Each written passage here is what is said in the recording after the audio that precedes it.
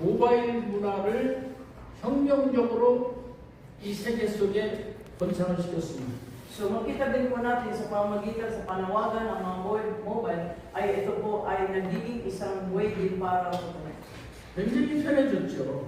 Di ba? Mas ngayon po sa pamamagitan ng sa Meta ay madali po natin ay to transmit yung komunikasyon. 백화점이나 이런 큰 백화점에 가면 우리가 예전에는 옷을 하나 입어보고 거울 보고 벗어놓고 입어보고 벗어놓고 근데 지금은 3D로 그냥 모든 옷을 척척척척 입혀놓고 그냥 가장 좋은 옷을 딱 구입합니다. Hindi ba sa noon po ay pag gusto natin bumili ng damit, kailangan po natin pupunta saan?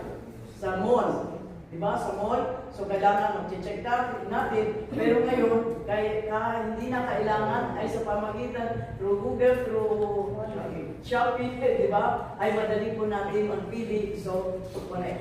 그것도 3D 화면으로 아주 입체감 있게 모든 것을 다 이쪽 저쪽 위아래 이렇게 담을 수 있습니다. Kaya nga po, di ba nakita po natin ngayon, wala na pong imposible. Nakikita po natin, madali po ang ating transportasyon. Lahat po ay madali dahil sa Meta. 여러분 한국의 BTS를 혹시 아시나요? So, katulad po sa Korea po, di ba, ay kadalasan niya, ito na po ang ginagamit nila. BTS 방탄소년단.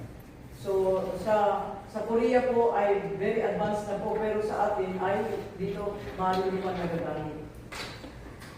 코로나 팬데믹 때 이들이 콘서트를 해야 되는데 사람이 모이지를 못하잖아요. Kaya katulad po, di ba nangyari noon sa corona, na meron po sana malaking concert ay hindi natutuloy dahil po sa 그러니까 가상 세계에서 콘서트를 했습니다.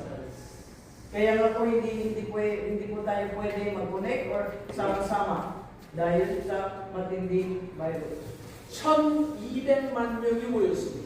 Pero that time ay nagkaroon din kami panahon na wala ng corona ay napakaraming tao, more than thousands of people nag-gather para sa concert. 물론 거기에 가상 세계지만 참여할 때 입장료를 다 내고 들어갑니다. Kaya po ay